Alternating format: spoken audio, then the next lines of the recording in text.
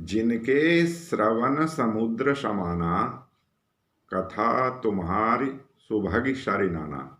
नमस्कार दर्शकों, आज मैं आपके सामने श्री सत्यनारायण भगवान की कथा का पाठ करूंगा।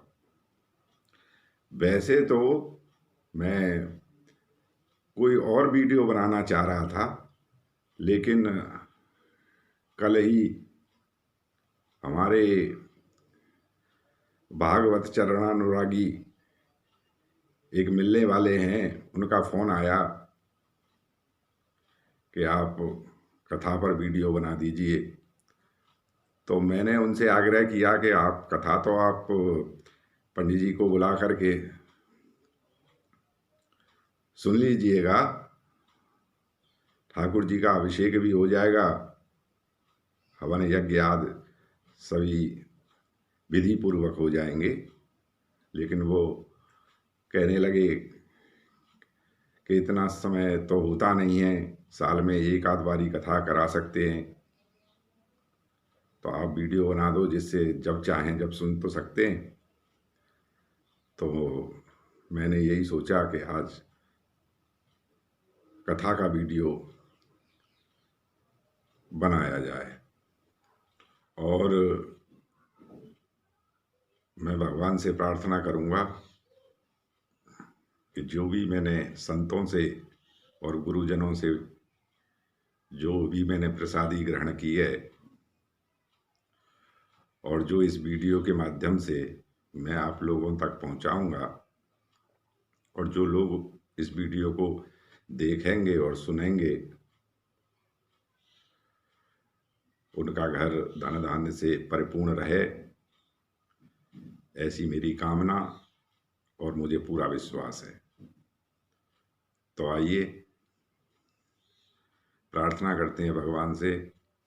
अवीप्सितार्थ सिद्ध्यर्थम पूजितो यः सुरासुरैः सर्वविघ्नहरस्तस्मै गणाधिपतये नमः। सर्वमंगलमांगल्ये शिवे सर्वार्थसाधिके शरण्ये त्र्यंबके गौरी नारायणी नमोस्तुते। शुक्लांबरधरं देवं शशिवर्णं चतुर्भुजं प्रसन्नवदनं ध्यायेत् सर्वविघ्नोपशान्तये। सर्वदा सर्वकार्येषु नास्ति तेषां मङ्गलम्। येषां हृदयस्थो भगवान् मङ्गलायतनं हरिः। विनायकं गुरुं भानुं ब्रह्मा विष्णु महेश्वरान् सरस्वतीं प्रणम्यादौ शान्तिं कार्यार्थसिद्धये। मंगलम भगवान विष्णु मंगलम गणध्वज मंगलम पुंडरीकाक्षो मंगलाय तनो हरिः। त्वं वै चतुर्मुखो ब्रह्मा सत्यलोक पितामहः। आगच्छ मंडले चास्मिन् मम सर्वार्थसिद्धये। शान्ताकारं भुजगशयनं पद्मनाभं सुरेशं विश्वाधारं गगनसदृशं मेघवर्णं शुभांगं लक्ष्मीकान्तं कमलनयनं योगनिर्ध्यानगम्यं वन्दे विष्णु भवभयहरं सर्वलोकैकनाथं। वन्दे देवम् उमापतिं सुरगुरुं वन्दे जगत्कारणं वन्दे पन्नगभूषणं मृगधरं वन्दे पशूनां पतिं।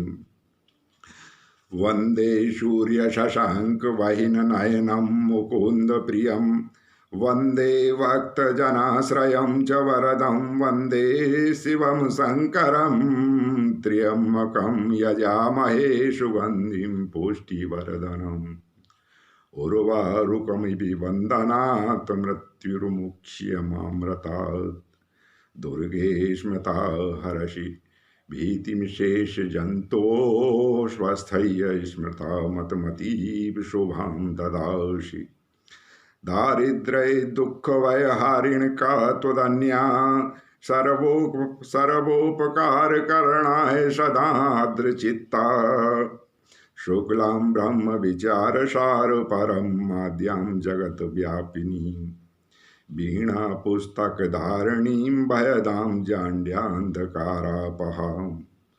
हस्ते स्फटिकमालिकां विदधतीं पदमासने संस्थितां वन्दे तां परमेश्वरीं भगवतीं बुद्धिप्रदां शारदाम् आद्रां पुष्करिणीं पुष्टिं सुवर्णां हेममालिनीं सूर्यां हिरण्मयीं लक्ष्मीं जातवेदो मावः कालिकां तु कलातीतां कल्याणहृदयां शिवां कल्याणजननी नित्यं कल्याणी पूजयाम्यहम् विष्णुपदाब्ज सम्भूते गंगे त्रिपथगामिनी धर्मद्रवेति विख्याते पापं मे हरिजानिवि पुष्करादीनि तीर्थानि गंगादिः सरितस्तथा आगच्छन्तु पवित्राणि पूजा काले सदा मम ब्रह्मा मुरारिस्त्रिपुरान्तकारी भानुः शशि भूमुषुतो बुधश्च गुरुश्च शुक्रः शनिराहुकेतवः सर्वे ग्रहाः शान्तिकरा भवन्तु गौरी पद्मा शची मेधा सावित्री विजया जया देवशयना स्वदा स्वाहा मातरो लोकमातरः धृतिः पुष्टिस्तथा तुष्टिरात्मनः कुलदेवता गणेशनादिकायेता वृद्धो पूजास्य षोडश कीर्तिलक्ष्मी दतिर्मेधा सिद्धिः प्रज्ञा सरस्वती माङ्गल्येषु प्रपूज्याश्च सप्तैताः दिव्यमातरः नागपृष्ठं समारूढं शूलहस्तं महाबलं पातालनायकं देवं वास्तुदेवं नमाम्यहम् क्षेत्रपालान् नमस्यामि सर्वारिष्टनिवारकान् अस्य आगस्य सिद्ध्यर्थं पूजायाराधितान् मया। बोलिए श्री सत्यनारायण भगवान की जय। श्री राधा सर्वेश्वर भगवान की महती करुणा कृपा से आज हम इस वीडियो में श्री सत्यनारायण भगवान की कथा सत्संग लाभ ले रहे हैं। कथा वैसे तो श्री सत्यनारायण की जो कथा है वो स्कंद पुराण के रैवा खंड से ली गई है, लेकिन ये महात्म है। कथा तो भगवान की हरि अनंत, हरि कथा अनंता, भगवान की कथाएं तो अनंत हैं। ये उनमें से एक किसी का महात्म है, तो भगवान की कथा का बड़ा ही महत्व। जब सुखदेव जी महाराज राजा परीक्षित को कथा सुनाने बैठे तो सुखदेव जी महाराज ने परीक्षित जी को कहा, सबसे पहले कहा कि हे राजन, तू धन्य है, ते रसिका भूभावकः। इस भूनाम पृथ्वी पर जो अपने सच्चे लक्ष्य की ओर गमन कर रहे हैं, या करना चाह रहे हैं, वही धन्य हैं, वही रसिक हैं, वरना संसार में आना और जाना, ये दो चीजें तो लगी ही रहती हैं। मैं पहले जब कोई घर में मेहमान आता है ना, तो घर को थोड़ा ठीक कर लेते हैं ना, अस्त व्यस्त होता है, तो तो सजावट करते हैं ना घर की, कोई मेहमान आता है तो उसी तरीके से कथा से पहले मैं थोड़ी सी सजावट कर रहा हूँ। तो थोड़ा सा समय लगेगा, अब वीडियो बन जाएगी, एक भाग में नहीं बनेगी तो 2 भागों में बन जाएगी, लेकिन बन जाएगी।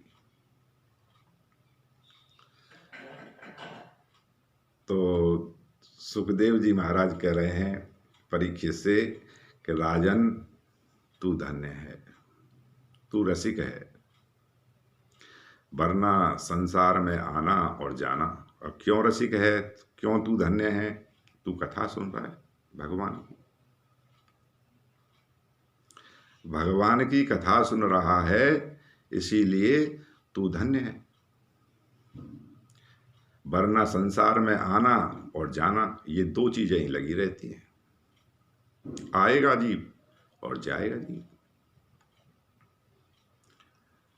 चाहे हम शेर बन जाएं या चींटी बने, आना तो पड़ेगा ही, आना पड़ेगा। या टाटा बिरला धीरू भाई अंबानी बन जाएं, और या फिर झुग्गी झोंपड़ियों में रहने वाले बन जाएं, आना पड़ेगा, ये पक्की बात।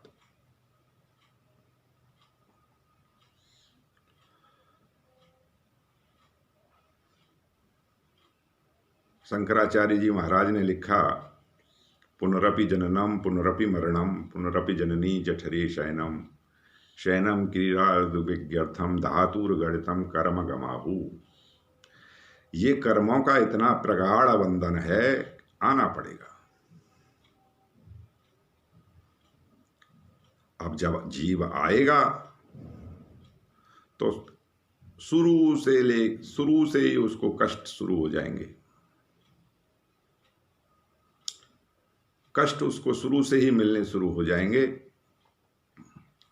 भाई ये 4 तरह से ये जीव आता है। ये पृथ्वी पर जीव 4 तरह से आता है।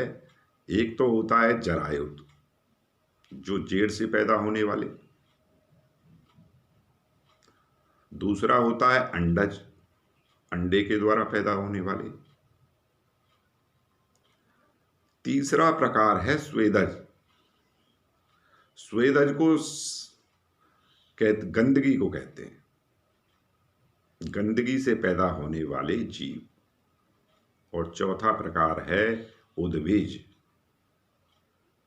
आकाश मंडल से गिरने वाले।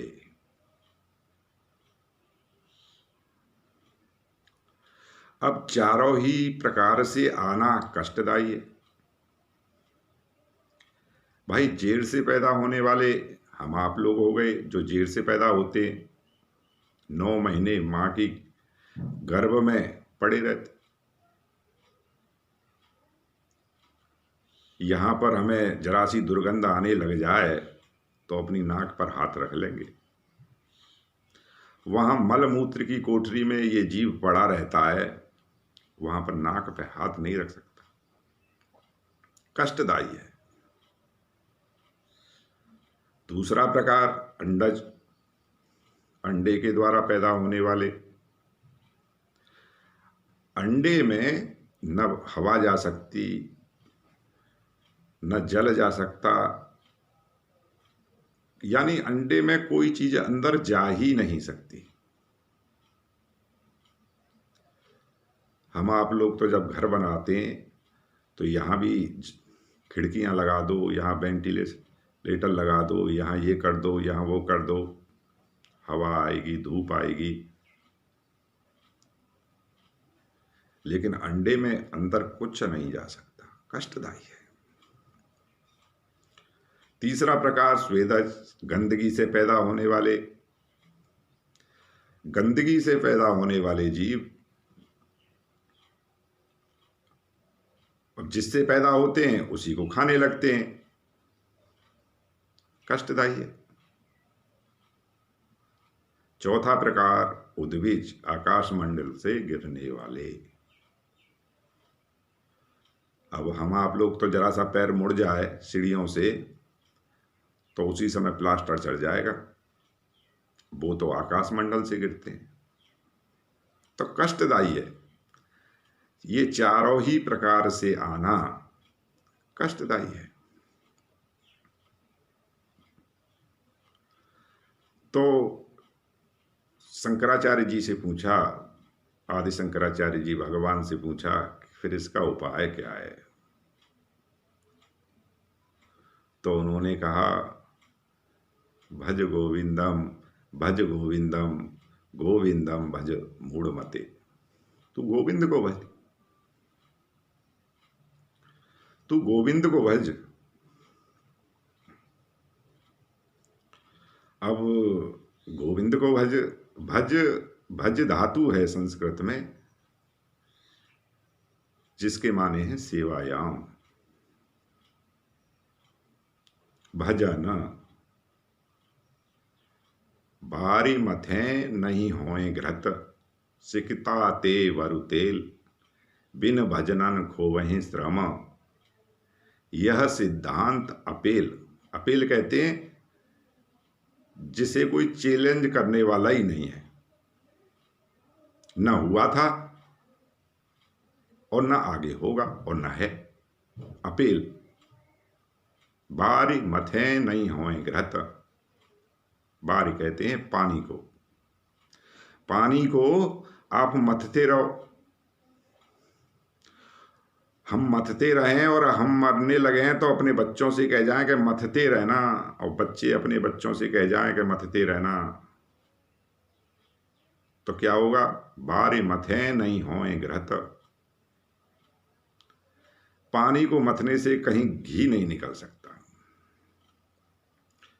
पानी को मथने से उसमें से घृत नहीं निकल सकता। सिकता ते वरु तेल। बालू मिट्टी से कभी तेल नहीं निकला करते। जैसे पानी से घृत और बालू या मिट्टी से तेल नहीं निकल सकता, वैसे ही बिन भजनन खोवहीं श्रम। अब कौन सा श्रम। नाना प्रकार के पापों का श्रम, नाना प्रकार की भ्रांतियों का श्रम, जो दिन में हजारों बार हम करते हैं। बिन भजनन खोवहीं श्रम, यह सिद्धांत अपेल। यह अपेल सिद्धांत है। ये बिना भजन के मिट नहीं सकता, बिना भजन के नहीं जा सकता। अब उसमें पहली सीढ़ी है कथा की, कि भगवान की आप कथा सुने। जब राम जी वनवास में थे तो वाल्मीकि जी के आश्रम में गए और वाल्मीकि जी से कहने लगे कि मुनिवर मुझे रहने का स्थान बताओ, मैं कहाँ रहूं।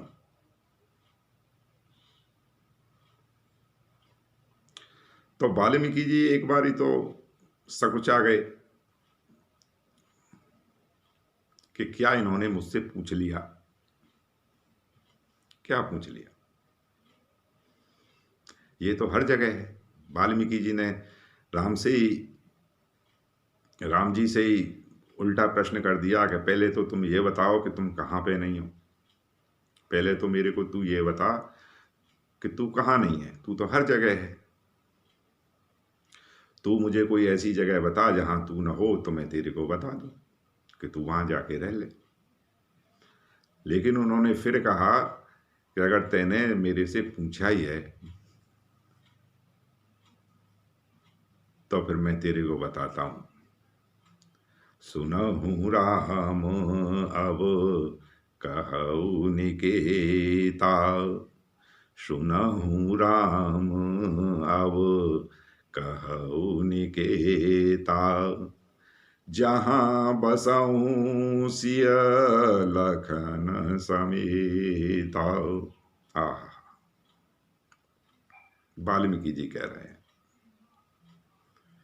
जिनके श्रवण समुद्र समाना, जिनके श्रवण समुद्र समाना, कथा तुम्हारी सुभगी शरीनाना। श्रवण माने कान, जिनके श्रवण समुद्र समाना, जिनके कान कैसे होने चाहिए? समुद्र जैसे होने चाहिए। समुद्र के जैसे होने चाहिए। समुद्र में चाहे कितनी सारी नदियां जाके मिल जाती हैं, लेकिन वो भरता ही नहीं। तो कानों में कथा, जिनके कानों में कथा जाती रहती है, जाती रहती है, लेकिन वो भरते नहीं है।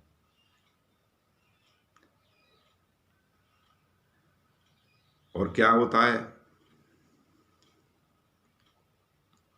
भरहि निरंतर होए न पूरे, भरहि निरंतर होए न पूरे, तिनके हिय तुम कहाँ ग्रह रूरे। आह, भरहि निरंतर, वो डालते रहे तुम्हारी कथाएं अपने कानों में। भरे ही निरंतर होए न पूरे, लेकिन वो भरे नहीं, डालते ही रहें, डालते ही रहें, डालते ही रहें। तुम वहां रहो, जो कथा सुने आप वहां वास करो।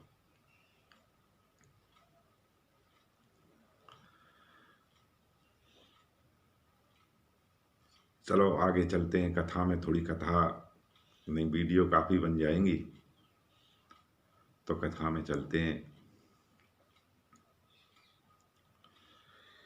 एकदा नैमिषारण्ये ऋषयः शौनकादयः प्रपच्छन्मुनयः सर्वे सूतं पौराणिकं खलु। आहा, श्री व्यास जी महाराज कह रहे हैं, एक समय नैमिषारण्य तीर्थ में शौनक आदि सभी ऋषियों तथा मुनियों ने पुराण शास्त्र के वेत्ता श्री सूत जी महाराज से पूछा।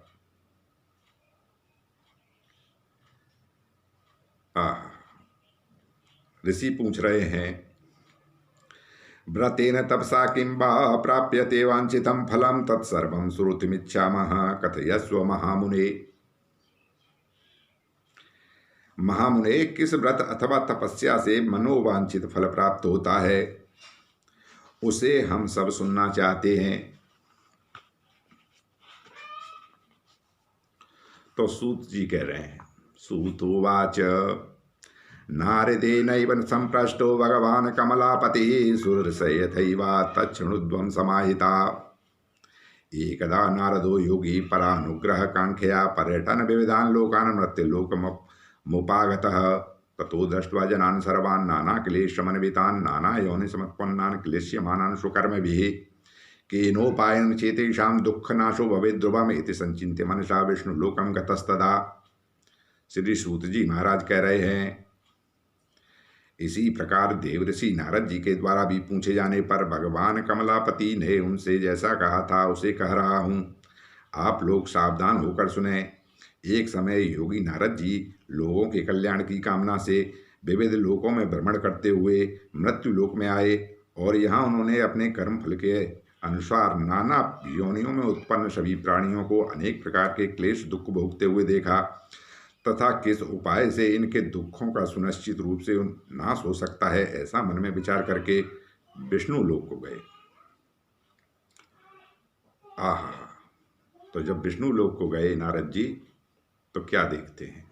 आहा, तत्र नारायणं देवं शुक्लवर्णं चतुर्भुजं शंखचक्र गदा पद्म बनमाला विभूषितम। 4 भुजाओं वाले और शंख चक्र गदा पद्म तथा बनमाला से विभूषित शुक्ल वर्ण भगवान नारायण का दर्शन कर उन देवादिदेव की स्तुति करने लगे। अब नारद जी स्तुति कर रहे हैं। अब देखो, लोग भगवान के दर्शन करने जाते हैं।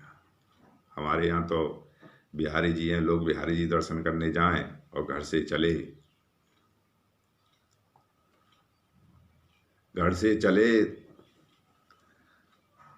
तो सारी चीज़ों को देखते हुए जाएंगे। जो देखने वाली चीज़ है उसको भी देखते जाएंगे और जो न देखने वाली चीज़ है उसको भी देखते हुए जाएंगे। और जैसे ही भगवान के सामने पहुंचेंगे तो झट आंख बंद कर लेंगे। जो देखने वाली चीज़ है उसके सामने जाके आंख बंद कर लेंगे। अब वो वहाँ से लौट के आए और तुम उनसे पूछो कि दर्शन कराए, तो बोलेंगे कि हाँ हाँ दर्शन कराए। तो उनसे पूछो आप कि आज ठाकुर जी ने कौन सी पोशाक पहनी थी, तो कहेंगे कि 60% लोग यही कहेंगे कि ये तो हमने देखो ही ना। तो फिर दर्शन करके क्या आया तू? आहा, भगवान के दर्शन करने जाए तो नीचे से ऊपर तक भगवान को निहारो, तब दर्शन होते हैं। तो नारद जी भगवान की स्तुति कर रहे हैं। नमो बांगवनशातीत रूपाय अनंत शक्तये आदि मध्यांतहीनाय निर्गुणाय गुणात्मने सर्वेषामादिभूताय भक्तानामार्तिनाशिने। नारद जी स्तुति कर रहे हैं, हे वाणी और मन से परे स्वरूप वाले, अनंत शक्ति संपन्न, आदि मध्य और अंत से रहित, निर्गुण और सकल कल्याणमय, गुणगणों से संपन्न, स्थावर जंगात्मक निखिल सृष्टि प्रपंच के कारणभूत तथा भक्तों की पीड़ा नष्ट करने वाले परमात्मा, आपको नमस्कार है।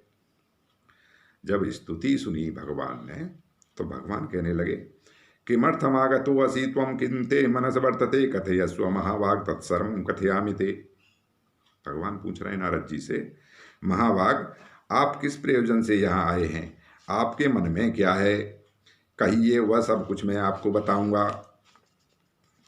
तो नारद जी कह रहे हैं, मृत्युलोके जना सर्वे नाना क्लेशमन्विताः नाना योनि समुत्पन्नाः पच्यन्ते पाप कर्मभिः तत्कथं समयेन्नाथ लघुपायन् तद्वत् श्रोतुमिच्छामि तत्सर्वं कृपास्ते यदि ते मयि। नारद जी भगवान से कह रहे हैं कि भगवान, मृत्युलोक में अपने पाप कर्मों के द्वारा विभिन्न योनियों में उत्पन्न सभी लोग बहुत प्रकार के क्लेशों से दुखी हो रहे हैं। हे नाथ, किस लघु उपाय से उनके कष्टों का निवारण हो सकेगा? यदि आपकी मेरे ऊपर कृपा हो तो वह सब मैं सुनना चाहता हूँ। कृपा करके आप मुझे यह बताइए। तो भगवान कहने लगे, साधु पृष्ठम त्वया वत्स लोकानुग्रह कांख्या यत्कृत्वा मुच्यते मोहात् तच्छृणुष्व वदामि ते बतमस्ति महत्पुण्यम स्वर्गे मृत्ये च दुर्लभम तव स्नेहान् मया वत्स प्रकाशः क्रियते धुना सत्यनारायणे सेवे व्रतं सम्यक् विधानतः कृत्वा श्रद्धा सुखम भुक्त्वा परत्र मोक्षमाप्नुयात्। भगवान कह रहे हैं, हे वत्स, संसार के ऊपर अनुग्रह करने की इच्छा से आपने बहुत अच्छी बात पूछी है।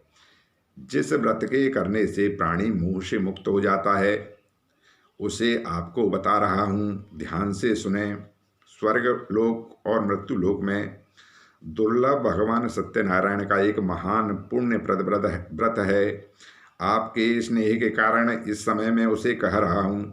अच्छी प्रकार विधि विधान से भगवान सत्यनारायण का व्रत करके मनुष्य शीघ्र ही सुख प्राप्त कर परलोक में मोक्ष प्राप्त कर सकता है। भगवान की ऐसी वाणी सुनकर नारद मुनि ने कहा, नारद उवाच, किं फलम किं विधानम च कृतं केनैव तद्व्रतं तत्सर्वं विस्तराद ब्रूहि कदा कार्यं व्रतं प्रभो। नारद जी बोले, प्रभु इस व्रत को करने का फल क्या है, इसका विधान क्या है, इस व्रत को किसने किया और कभी से करना चाहिए, यह सब विस्तार पूर्वक मुझे बतलाइए। तो भगवान कहने लगे, दुख शोक आदि शमनम धन धान्य प्रवर्धनम। आहा, ये जो सत्यनारायण का व्रत है दुख और शोक का समन करने वाला है। दुख शोकादि शमनम धन धान्य प्रवर्धनम, धन धान्य से परिपूर्ण करने वाला है, धन धान्य की वृद्धि करने वाला है, सौभाग्य और संतान देने वाला तथा सर्वत्र विजय प्रदान करने वाला है। जिस किसी भी दिन भक्ति और श्रद्धा से समन्वित होकर मनुष्य ब्राह्मणों और बंधु बांधवों के साथ धर्म में तत्पर होकर सायंकाल भगवान सत्यनारायण की पूजा करे, नैवेद्य के रूप में उत्तम कोटि के भोजनीय पदार्थ को सवाया मात्रा में भक्ति पूर्वक अर्पित करना चाहिए। केले का फल, घी, दूध, गेहूं का चूर्ण अथवा गेहूं के चूर्ण के अभाव में साठी, चावल का चूर्ण, शक्कर या गुड़, यह सब भक्ष्य पदार्थ सवाया मात्रा में एकत्र कर निवेदित करनी चाहिए। विप्राय दक्षिणाम दद्दात कथाम श्रुत्वा जनैः स ततस्य बन्धुभिः सार्धं विप्रांस प्रतिभोजयेत् प्रसादं भक्षेत भक्त्या नृत्य गीतादिकं चरेत् ततस्य स्वगृहं गच्छेत् सत्यनारायणं स्मरन्। एवं कृते मनुष्याणां वाञ्छा सिद्धिर्भवेत् ध्रुवं विशेषतः कलियुगे लघुपायोस्ति भूतले। बांधु बांधवों के साथ श्री सत्यनारायण भगवान की कथा सुनकर ब्राह्मण को दक्षिणा देनी चाहिए। अब विधान तो यही है, लेकिन अब व्यवस्था नहीं हो पाए तो अपना वीडियो देख के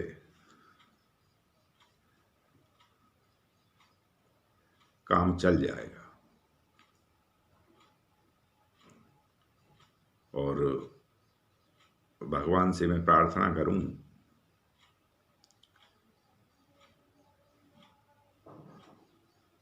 कि इस वीडियो के माध्यम से आपका घर धन धान्य से परिपूर्ण रहे,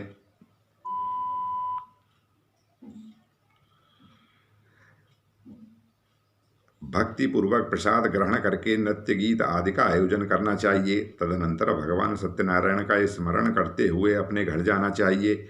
ऐसा करने से मनुष्यों की अभिलाषा अवश्य ही पूर्ण होती है। विशेष रूप से कलयुग में पृथ्वी लोक में यह सबसे छोटा सा उपाय है।